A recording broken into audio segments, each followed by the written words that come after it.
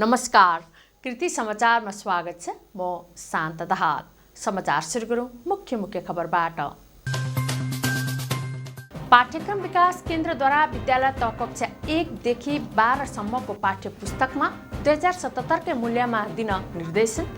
शिक्षा विज्ञान तथा प्रविधि मन्त्रालयद्वारा 2077 के मूल्य स्वीकृत गरेका कारण पुरानै मूल्य यथावत।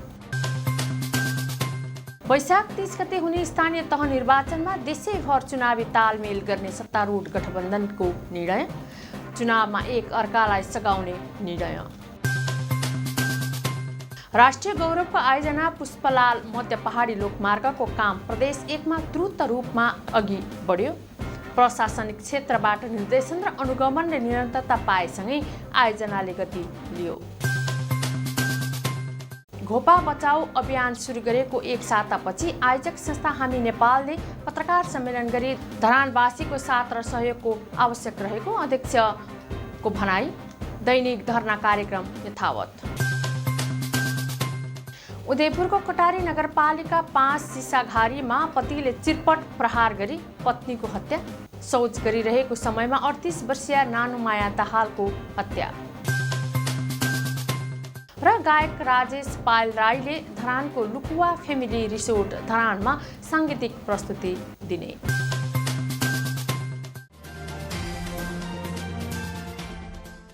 अब समाचार विस्तारमा।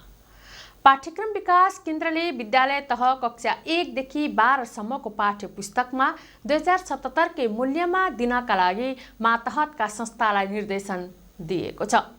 केन्द्रले सूचना जारी गर्दै शिक्षा विज्ञान तथा प्रविधि मन्त्रालयले 2077 का लागि स्वीकृत गरेको मूल्य नै यथावत रहेको भएकाले सोही अनुरूप गराउन निर्देशन दिएको हो।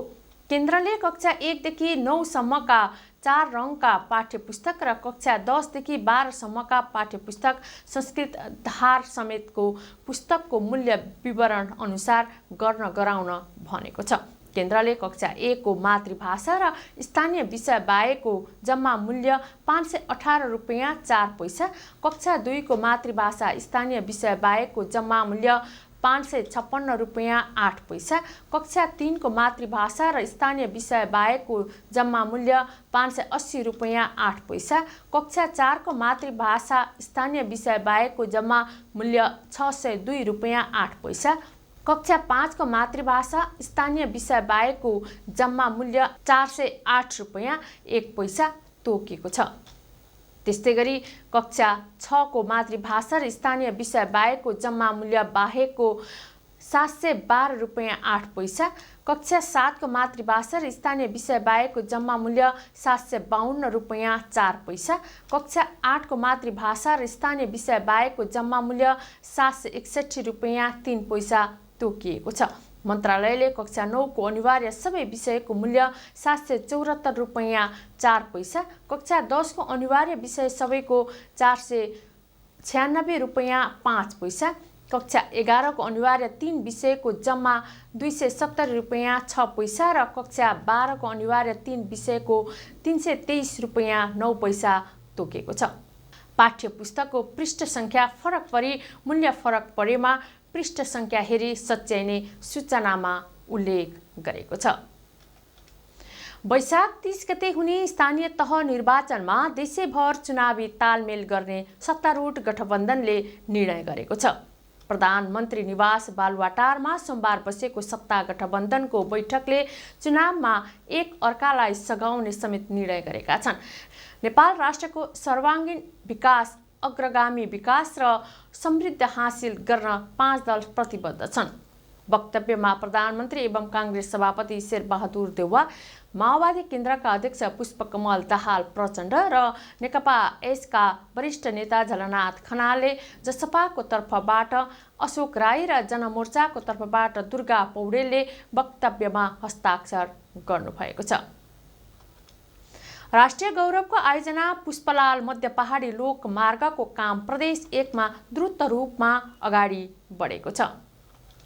तेह्रथुम खण्डमा जिम्मेवार प्रशासनिक क्षेत्रबाट हुने निर्देशन र अनुगमनले निरन्तरता पाएसँगै आयोजनाले गति लिएको हो। तेह्रथुममा 119 किलोमिटर क्षेत्रफल विस्तार भइरहेको छ। बसन्तपुरदेखि म्याङलुङ बजारसम्मको मध्य पहाडी लोकमार्गमा जारी सडक विस्तारले गति लिएको छ। कालोपत्रेको काम धमाधम हुन थालेपछि स्थानीय खुसी भएका छन्। के छ भने अब अहिले धेरै नै राम्रो भइरहेछ यो सडक उसले गर्दाखेरि, मध्य पहाडी सडक उसले गर्दा यहाँका जनताहरूले चाहिँ अब बजार भाउको लागि चाहिँ अब तराईका अब धरानदेखि लिएर अब तराईका जति पनि माल सामानहरू यताउता दैनिक उपभोग्य सामानहरू ल्याउन निकै सहज भइरहेछ। पहिलाको जस्तो त्यस्तो कठिनाइहरू अब त्यस्तो चाहिँ भएको छैन। अहिले जनताले यो महसुस भएको छ र अब यहाँका पनि दैनिक उपभोग्य सामानहरू जस्तै अब पहाडी क्षेत्रमा पाइने जति पनि अब कृषिजन्य उत्पादनहरू छन् यिनीहरू चाहिँ अब हामीले तराईमा सहज रूपमा चाहिँ झार्न सकिन्छ र झार्दै पनि छौँ। सडकको कारणले गर्दाखेरि यो पर्यटन प्रवर्धनतिर पनि धेरै नै आकर्षित भएको हामीले महसुस गरेका छौँ। 26 किलोमिटरको दूरीमा रहेको बसन्तपुरदेखि म्याङलुङ बजारसम्म 3 खण्डमा सडक कालोपत्रे गर्ने कार्य भइरहेको छ। बसन्तपुरदेखि लसुनेसम्मको 10 किलोमिटर र लसुनेदेखि जिरीखिम्ती बजारसम्मको 11 किलोमिटर गरी 21 किलोमिटर सडकको कालोपत्रे भइरहेको छ। किनभने सानादेखि ठुलासम्मका गाडीहरूलाई एकदम सहज रूपले यात्रा गर्न पाउने भए पेसेन्जरहरूलाई पनि सहज हुने भयो, व्यवसायीलाई पनि गाडी घोडा पनि मार्गमा नपर्ने भए। यो बाटो बनिएकोमा हामी अत्यन्तै खुसी छौँ, गौरव छौँ। तर अलिकति ढिलो भएकोमा चाहिँ थोरै दुःख झेल्नु पर्यो, समस्याहरू झेल्नु पर्यो। तथापि त्यसका बावजुद पनि बाटो चाहिँ निर्माण भयो, यसमा हामी खुसी छौँ। बसन्तपुर म्याङलुङ खण्ड 2 लेनमा स्तरोन्नति र कालोपत्रे गर्न अर्थ मन्त्रालयले 2 अर्ब 7 करोड रुपैयाँ बजेट विनियोजन गरेको थियो। पहिलो खण्ड बसन्तपुर लसुने कालिकावेश्वर जेवी कन्स्ट्रक्सनले 10 किलोमिटर, लसुने जिरीखिम्ती बगाले खण्डको 10.4 किलोमिटर, आशिष आश्रय जेवी निर्माण सेवाले कालोपत्रे काम गरिसकेका छन्। जिरीखिम्तीदेखि बगाले म्याङलुङ खण्डको 5 किलोमिटर सडक खण्ड अमरमा जानकी जेवी निर्माण कम्पनीले बेस बिछ्याउने साथै केही स्थानमा कालोपत्रे गर्ने कामलाई तीव्रता दिएको छ।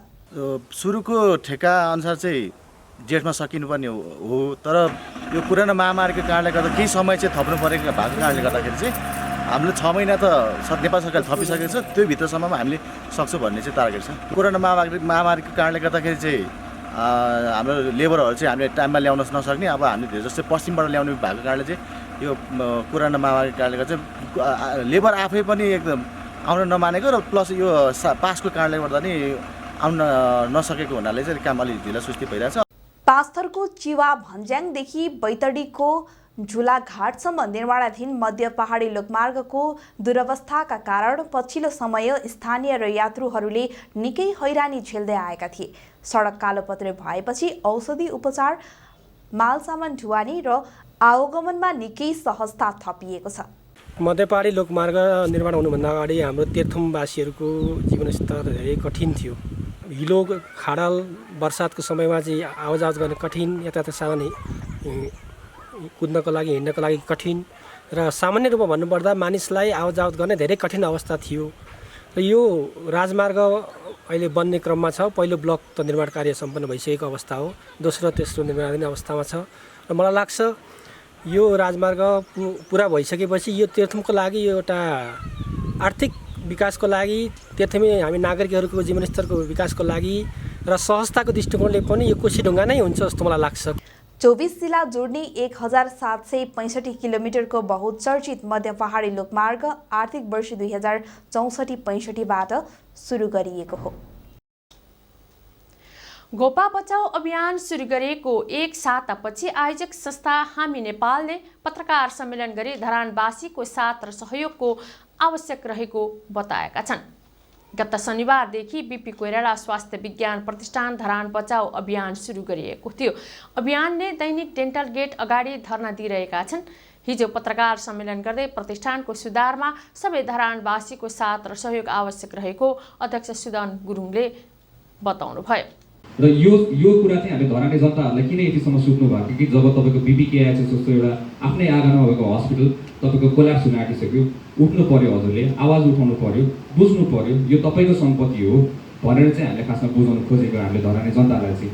उहाँले जनता नै सडकमा उत्रिएमा जस्तोसुकै सत्ता पनि गिर्ने भएकाले जनता जाग्न आवश्यक रहेको बताउनुभयो। उहाँले 240 वर्षीय शाह वंशलाई पनि आन्दोलनबाटै अन्त्य गरेकाले जनता जागेमा बिपी प्रतिष्ठानका पदाधिकारीहरू त बाध्य हुने बताउनुभयो। यस्तो परिवर्तनहरूको लागि तपाईँको आन्दोलन जरुरत नै हुँदो रहेछ भनेर हामीले बुझेको छौँ र एउटा देशको राजाहरूले निकालेर यत्रो देशको जुन चाहिँ अब यत्रो 300 वर्ष रुल गरेको शाह वंशलाई हामीले निकाल्न सक्छौँ भने, एउटा प्रधानमन्त्री तपाईँको चेन्ज गर्न सक्छौँ भने, यस्तोसम्म गर्न सक्छौँ भने एउटा भिसी के हो र होइन।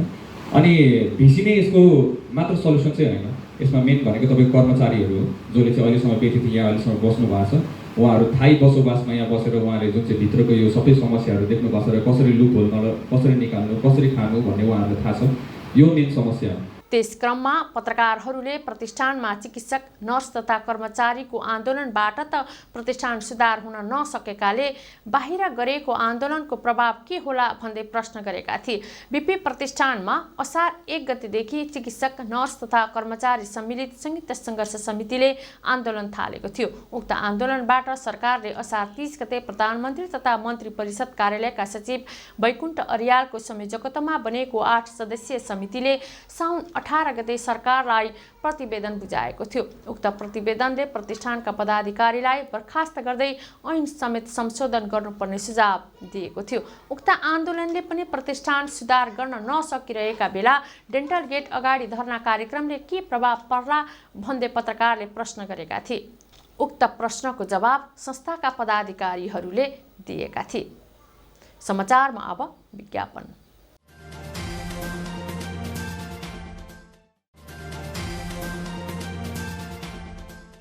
कृति समाचारमा पुनः स्वागत छ। अब बाँकी समाचार।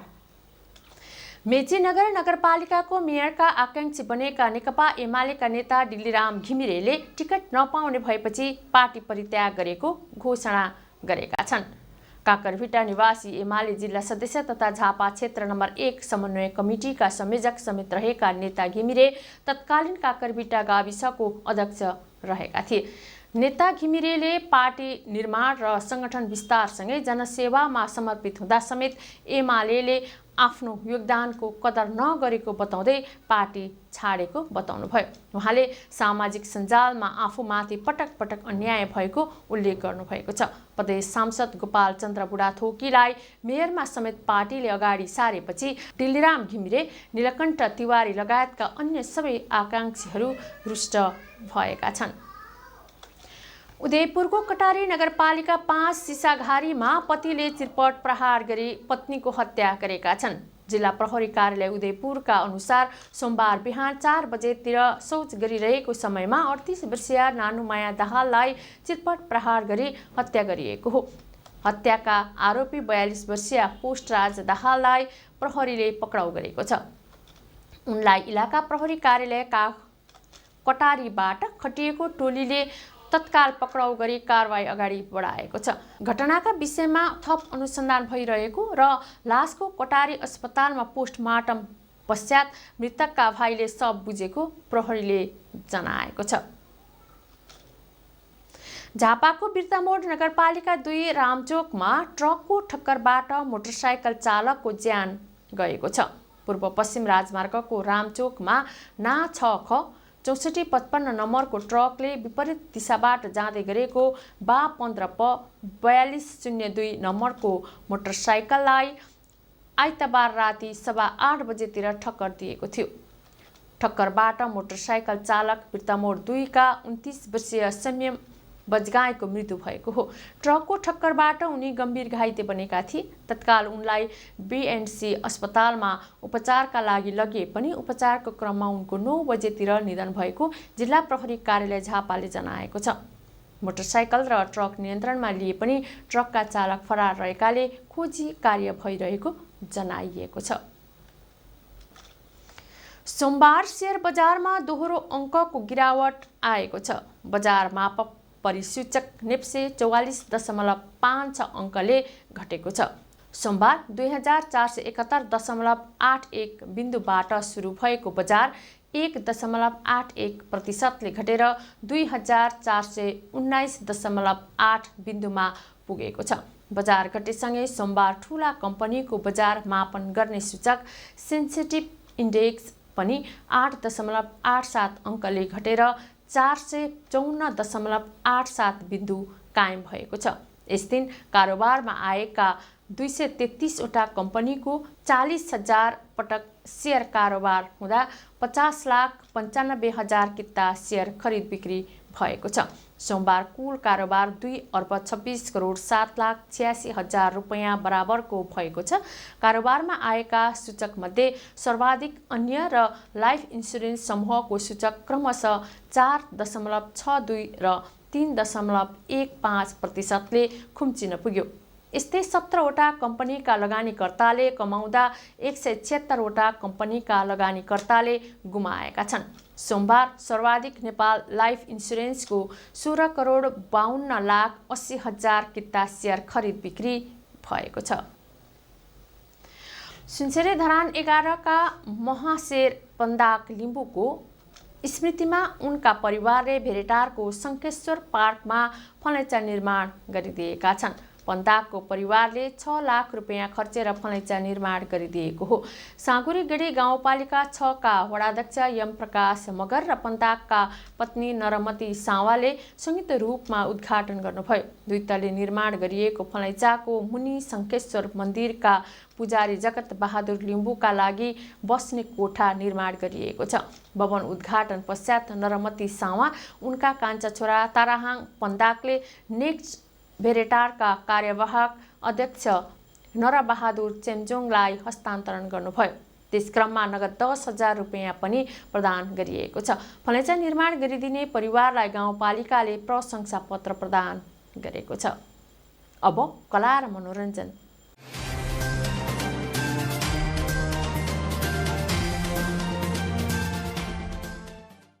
गायक राजेश पायल राईले धरानको लुकुवा फ्यामिली रिसोर्टमा साङ्गीतिक प्रस्तुति दिने भएका छन्। नयाँ वर्षको अवसर पारेर वैशाख 1 गते धरान 5 स्थित रिसोर्टमा साङ्गीतिक प्रस्तुति दिन लागेका हुन्। 3 वर्ष पश्चात धरानमा प्रस्तुति दिन लागेका हुन्। धरान उनको पहिलो कर्मभूमि हो। करिब 1.5 दर्जन गीत प्रस्तुत गर्ने आयोजकले जनाएको छ। कृति समाचारको अन्त्यमा पुनः मुख्य खबरहरू। पाठ्यक्रम विकास केन्द्रद्वारा विद्यालय तह कक्षा 1 देखि 12 सम्मको पाठ्य पुस्तकमा 2077 के मूल्यमा दिन निर्देशन। शिक्षा विज्ञान तथा प्रविधि मन्त्रालयद्वारा 2077 के मूल्य स्वीकृत गरेका कारण पुरानै मूल्य यथावत।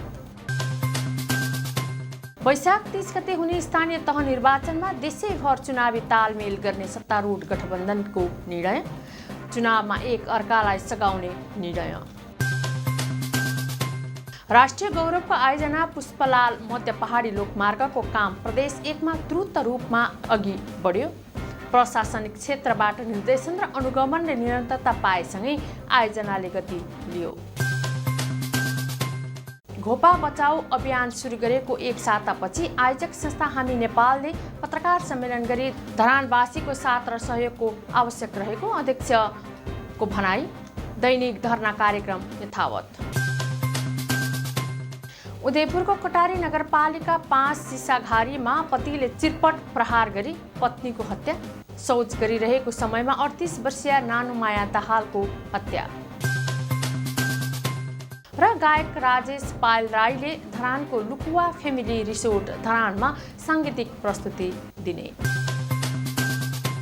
हौस् त कृति समाचार यति नै। कृति टेलिभिजन हेर्दै गर्नुहोला। नमस्कार।